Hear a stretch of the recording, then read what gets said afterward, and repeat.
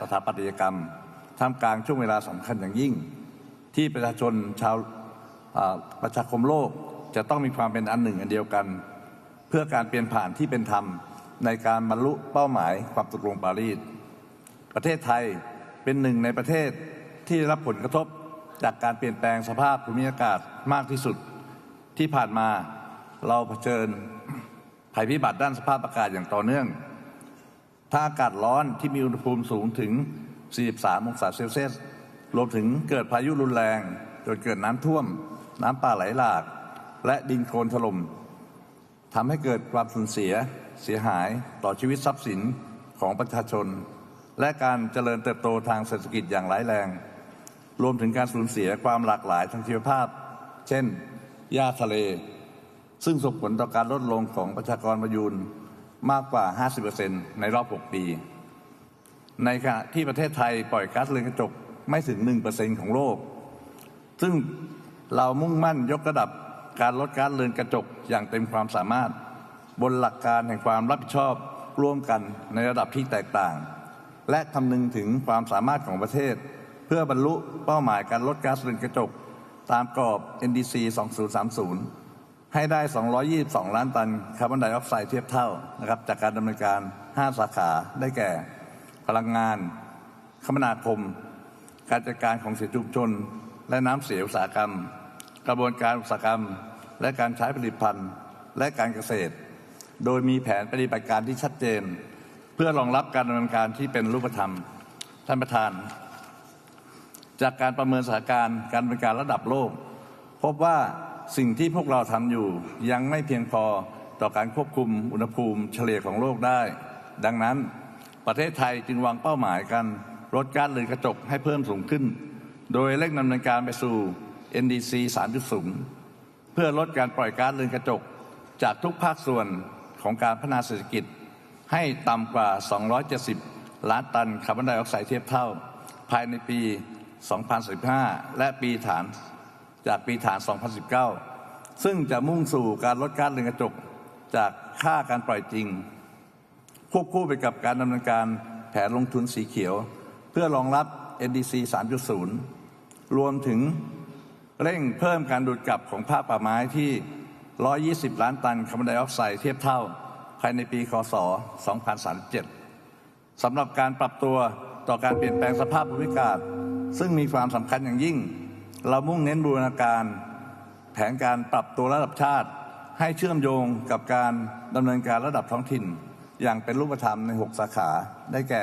การจัดการน้ำการเกษตรและความมั่นคงทางอาหารการท่องเที่ยวการสาธารณสุขการจัดการทรัพยากรธรรมชาติการตั้งถิ่นฐานและความมั่นคงของมนุษย์โดยเฉพาะการพัฒนาระบบเตือนภัยล่วงหน้าเพื่อจัดการปัญหาการเปลี่ยนแปลงสภาพภูมิอากาศให้กับประชาชนระดับพื้นที่รวมไปถึงการเร่งฟื้นฟูและคุ้มครองความหลากหลายชีวภาพทางทะเลและชายฝั่งท่านประธานการขับเคลื่อนนโยบายสู่การปฏิบัติทุกระดับเป็นไปอย่างมีระบบและบูรณาการเป็นหัวใจสำคัญในการบรรลุเป้าหมายที่ท้าทายภายใต้ความตกลงปารีสเราจึงผลักดันกลไกความเป็นหุ้นส่วนภาครัฐเอกชนและประชาชนโดยได้มีการจัดประชุมการขับเคลื่อนการปฏิบัติงานด้านเปลี่ยนแปลงสภาพภูมิอากาศของไทย 2024 เพื่อเสริมสร้างการรับรู้ความเข้าใจและนำไปสู่การเสริมพลังความร่วมมือจากทุกภาคส่วนพร้อมกันนี้เรายังเร่งผลักดันพระราชบัญญัติการเปลี่ยนแปลงสภาพภูมิอากาศเพื่อสร้างการดำเนินการอย่างสมดุลทั้งด้านกลไกราคาคาร์บอนและกองทุนการเงินเพื่อสภาพภูมิอากาศ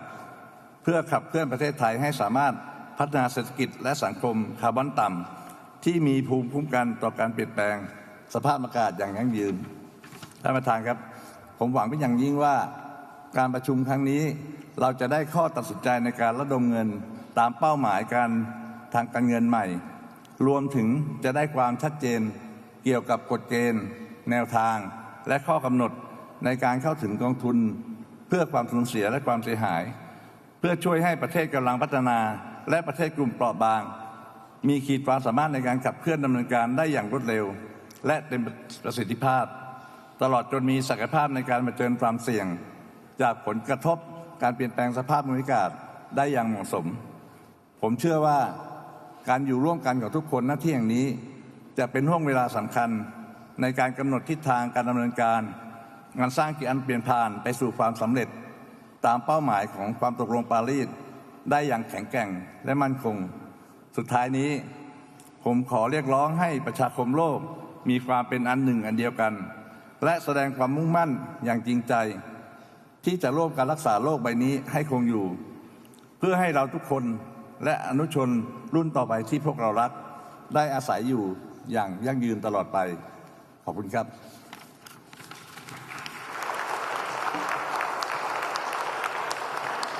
Thank you very much, Your Excellency.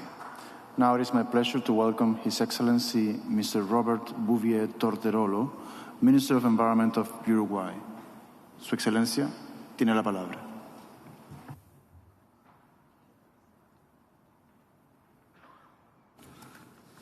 Señor Presidente, en primer lugar agradezco a la Presidencia de la COP29 por recibirnos en esta hermosa ciudad y generar las condiciones adecuadas para avanzar en este importante proceso multilateral. Uruguay reafirma su compromiso con la Convención y su Acuerdo de París. La crisis climática que enfrentamos requiere una acción global coordinada, basada en el principio de responsabilidades comunes pero diferenciadas. Este desafío nos involucra a todos y debemos actuar de manera conjunta para proteger tanto a nuestras poblaciones como a los ecosistemas que sustentan nuestra vida. Llegamos a esta COP con la esperanza de alcanzar una decisión ambiciosa sobre el nuevo objetivo colectivo cuantificado de financiamiento. Esto es fundamental para los países en desarrollo y es clave para fortalecer la credibilidad del sistema multilateral. Solo a través de financiamiento adecuado podremos implementar las acciones necesarias para mitigar y adaptarnos al cambio climático. Esperamos también decisiones robustas en materia de adaptación. Uruguay ya cuenta con 4 planes nacionales de adaptación, enfocados en la producción agropecuaria, costas, ciudades e infraestructura y energía. A pesar de los logros alcanzados, necesitamos avanzar más en su implementación, lo cual dependerá en gran medida de la disponibilidad de recursos accesibles y sostenibles para financiar esas acciones. Nuestro país, pequeño en superficie y con una población mayoritariamente costera, tiene una economía agroindustrial y de servicio, lo que nos hace altamente vulnerables al cambio climático. Por ello, nuestras políticas climáticas se basan en el respeto a los derechos humanos, la preservación de los ecosistemas, la equidad de género y una transición justa para todos. Aunque Uruguay emite solo el 0,05% de los gases de efecto invernadero globales, hemos implementado medidas significativas de mitigación. Más del 95% de nuestra matriz eléctrica proviene de fuentes renovables y estamos avanzando hacia una segunda transición energética basada en hidrógeno verde. También lanzamos la Política Nacional de Movilidad Urbana Sostenible y hemos reducido sustancialmente las emisiones en la producción ganadera, demostrando que sostenibilidad y productividad son compatibles. En diciembre de este año tendremos nuestro primer informe bienal de transparencia, mostrando nuestros avances y desafíos. En febrero del 25 presentaremos nuestra tercera contribución determinada a nivel nacional, con nuevos compromisos concretos para la acción climática que marcarán un paso adelante en nuestras metas. Nuestro compromiso con la acción climática se respalda con acciones concretas, como la emisión en el 2022 de un bono soberano vinculado a indicadores de cambio climático y un préstamo con el Banco Mundial que premia con una reducción en la tasa de interés y cumplimiento de nuestros objetivos climáticos nacionales. En un contexto global complejo, Uruguay cree firmemente en el multilateralismo como la mejor vía para enfrentar los desafíos ambientales. Subrayamos, sin embargo, la urgencia de cumplir y potenciar con los compromisos internacionales de financiamiento, garantizando recursos accesibles y sostenibles para los países de desarrollo que son los más vulnerables al cambio climático. Hacemos un llamado a las instituciones financieras internacionales para que amplíen las herramientas que promuevan la acción climática con verdadera ambición. Por último, saludamos a la próxima COP que se realiza en Brasil y confiamos en que esta semana se alcancen resultados sustantivos que beneficien a toda la humanidad. La cooperación global no es solo una responsabilidad compartida, es nuestra esperanza para enfrentar uno de los mayores desafíos de nuestro tiempo. Muchas gracias.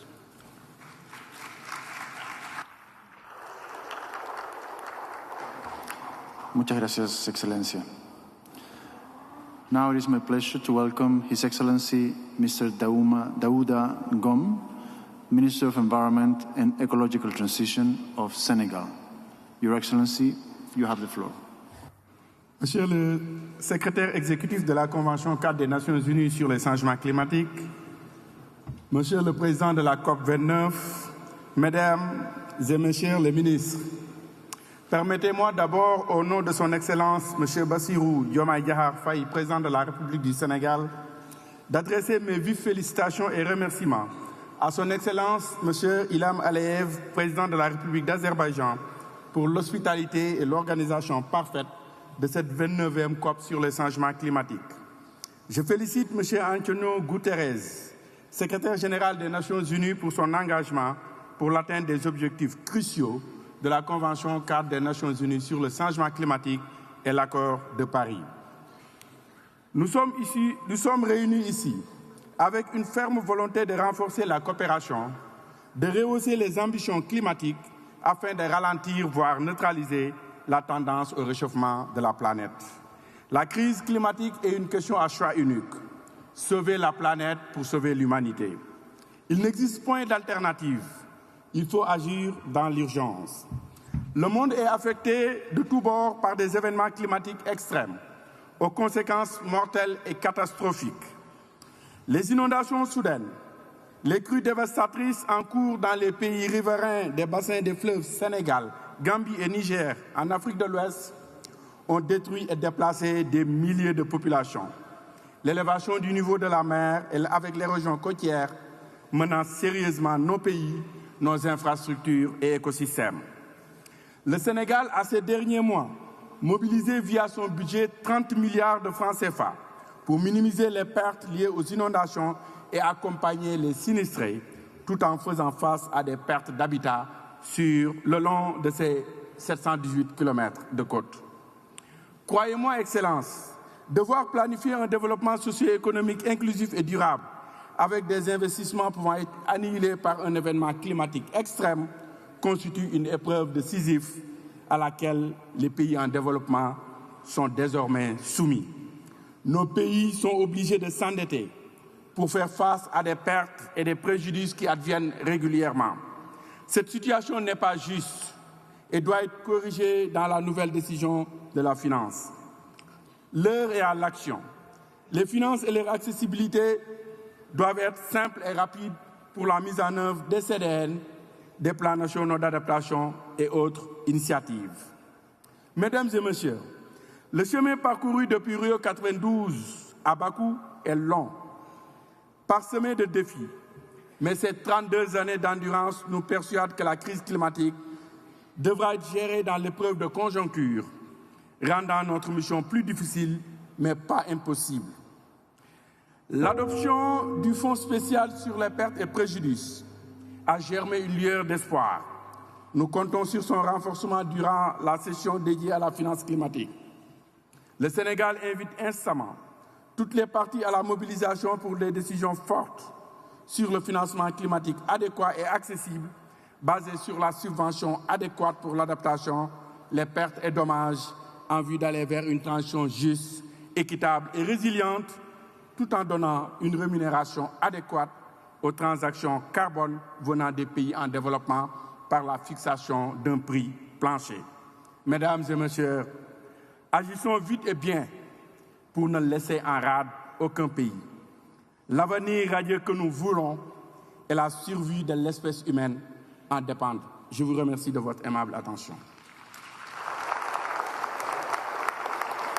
Thank you very much, Your Excellency. Now it is my pleasure to welcome His Excellency Mr. Balarabe Abbas Lawal,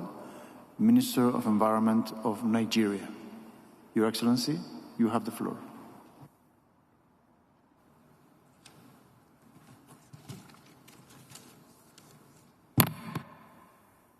Mr. President, Excellencies, ladies and gentlemen. Mr. President, I'm pleased to congratulate you on your election as the President of this 29th Conference of Parties. The Nigerian delegation would like to assure you of our support and commitment towards achieving good outcome for this conference. We further extend our gratitude to the President of Azerbaijan, His Excellency Ilham Aliyev, and the good people of the Republic of Azerbaijan for hosting the first COP in the Caucasus region. Nigeria is one of the countries of the world most vulnerable to adverse impact of climate change. There are increasing evidences that Nigeria is experiencing widespread challenges attributed to climate change and its impact. This directly constitutes severe limitation to the achievement and progress of our sustainable development and associate aspirations. To address this concern, Nigeria is intensifying the implementation of policies and plans to cut greenhouse emissions, increase resilience, and include climate change solutions into our national planning process. Nigeria is making investment in renewable energy and energy efficiency, afforestation, transportation, and other climate-friendly initiatives. Almost 10 years after the Paris Agreement, the world stands at a defining juncture on the transition from fossil fuels. Nigeria has joined the world in deployment and adaptation of several interrelated technologies, especially that of renewable energy sources, such as compressed natural gas, CNG, mobility system, and electrification of technologies such as electric vehicles. The country is committed to implementing its energy transition plan and long-term emission development strategy with the goal of increasing energy efficiency. We are open to collaborating and partnering to expand our proportion of renewable energy. Further, Nigeria is working towards achieving net zero emissions by 2060 and enhancing its national determined contribution NDC. Accordingly, Nigeria has developed its NDC's implementation framework and look forward to partnering on its delivery. In our stride toward reducing sustainable climate changes, we are incorporating adaptation measures into policies, programs, and actions. An adaptation compact with project pipelines exist to help us build the much-needed resilience. We are open to partnering in this regard.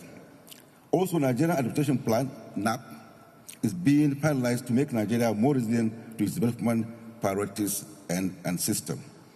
To enable countries withstand climate change impact, Nigeria hereby advocates for the provision of the means of implementation to achieve global goal on adaptation. In our effort to reduce our carbon footprint and achieve our national objective, we have developed a framework and strategy for participation in the Article 6 carbon market. In 2023, an intergovernmental committee on carbon market activation was formed to oversee the carbon efficiency in Nigeria. Nigeria aligns with the rest of Africa in demanding greater, easier access to international finance, including grant and concessional loans to support mitigation and adaptation efforts. We stress the need to significantly scale up adaptation finance to enable developing countries to accelerate adaptation and build resilience. We also urge for accelerated effort to operationalize the Loss and Damage Fund to mitigate the damaging impact of climate change globally. Nigeria further aligned with the Harare Declaration by African Ministers of Health to take action on the impact of climate change. Mr. President, addressing climate change is a common and shared responsibility. This COP presents all of us another useful opportunity to move from rhetorics to concrete action. The world must act now. Thank you, Mr. President.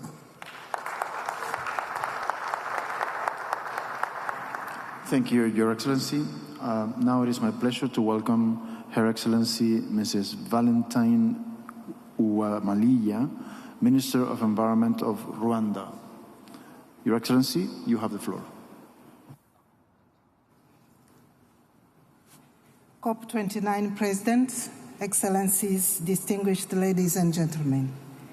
I would like to express our gratitude and appreciation to the government of Azerbaijan for presiding over and hosting COP29. I also thank the people of Azerbaijan for your warm hospitality accorded to us and to all our delegations in this beautiful city of Baku. Climate change impacts are a threat to our agriculture, water resources, biodiversity, and human health. In Rwanda, according to the recent Country Climate and Development Report, climate change costs 5 to 7% of our GDP annually. This is a significant impact on our economy. Rwanda needs 11 billion USD to build resilience and reduce our GHG emission at the scale of 38% by 2030. To address the above challenge, Rwanda has placed climate resilience at the heart of our development agenda. Rwanda has consistently set ambitious climate targets,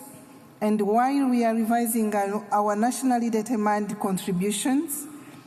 we will once again raise our ambition from the baseline of 38% reduction by 2030 as pledged before. By 2050, Rwanda aims to be a climate neutral nation. COP29 President. COP29 should deliver ambitious, balanced,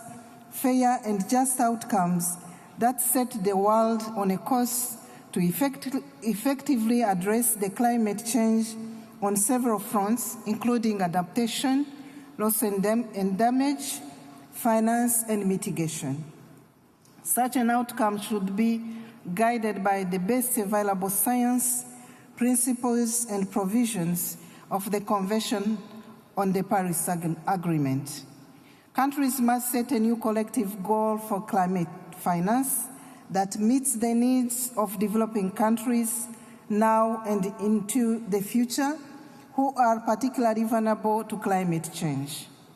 The quality of finance is particularly critical for African countries. There is need to address the unsustainable debt burden, high cost of capital, and increasing use of non-concessional finance instruments that hinder the ability of African countries to achieve their climate and development goals. The new collective quantified goal framework should therefore address the types of finance instruments and their relative contribution to the quantum with a clear share of public grant finance. Indeed, the fund for responding to loss and damage needs to be fully operationalized and resourced to support the developing countries to respond effectively to these losses and damages, and also prioritizing grant-based and concessional financing is vital. Globally, we need high-emitting nations to do more, to quickly reduce emissions and swiftly move to clean energy. Climate action must be collective. That means working together to share knowledge, experience, and technologies required to build a greener future. In conclusion, Rwanda reiterates its commitment and stands ready to work collaboratively with the international community to implement effective climate solutions that safeguard the well-being of present and future generations. Let us seize this opportunity at COP29 to reinforce our commitment to a sustainable, resilient, and low-carbon future. I thank you.